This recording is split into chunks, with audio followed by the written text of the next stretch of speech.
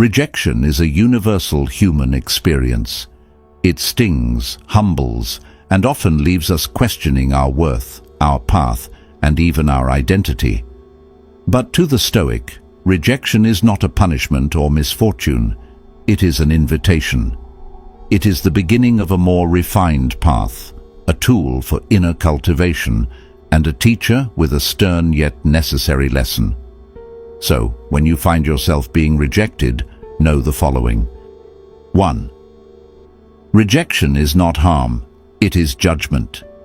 The Stoic philosopher Epictetus reminds us, it is not things themselves that disturb us, but our opinions about them. Rejection is not an objective harm. It is a human judgment, often made by people with incomplete knowledge, biases, or differing values. Whether it is a job application, a relationship, or a personal idea turned down, the event is neutral. Our suffering arises not from the event, but from our interpretation. I am not good enough, or this means I've failed. The first step in turning rejection to your favor is to strip it of the false weight we attach to it. The Stoic learns to separate what is in their control, their intentions, their effort, their virtue, from what is not, the opinions, decisions, or actions of others. When you remove your ego from the outcome, rejection becomes less of a personal attack and more of a logistical detail. Second, see rejection as redirection. Marcus Aurelius in Meditations wrote, "The impediment to action advances action. What stands in the way becomes the way." In Stoicism, this is known as the principle of amor fati, the love of fate.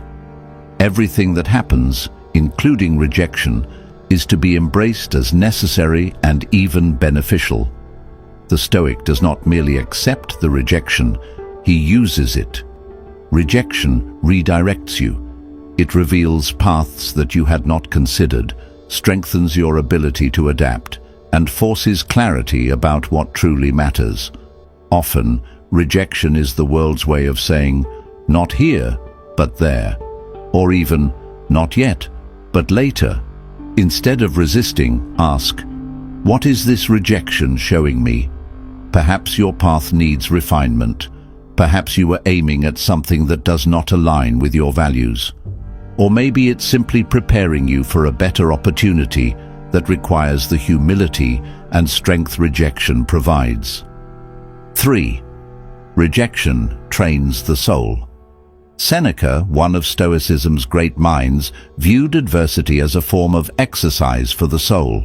He wrote, "Difficulties strengthen the mind, as labor does the body."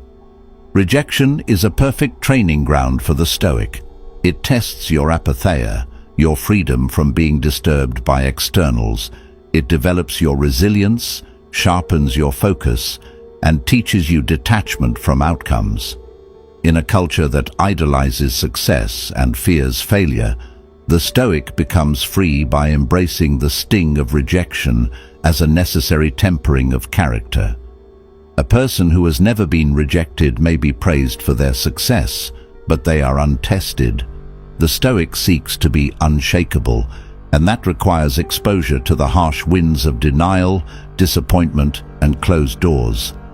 In this way, rejection becomes a forge, melting away the fragile ego and shaping the stronger, more virtuous self. 4. Choosing the view from above. The Stoics practiced a method known as the view from above, imagining oneself beyond the confines of their current situation, even outside their own life, to see events from a cosmic perspective. From this elevated view, one can see that rejection, though painful in the moment, is a speck on the grand canvas of life. It loses its power to dominate your sense of worth. It becomes a small event, swallowed up by time and perspective.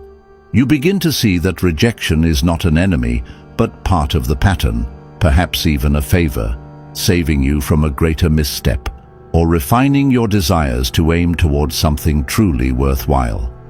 5. Acting with virtue, regardless of outcome. The core of Stoic ethics is this: Live according to virtue, with wisdom, courage, justice, and temperance, regardless of whether you are accepted or rejected. The Stoic judges himself not by the applause of others, but by the integrity of his own choices.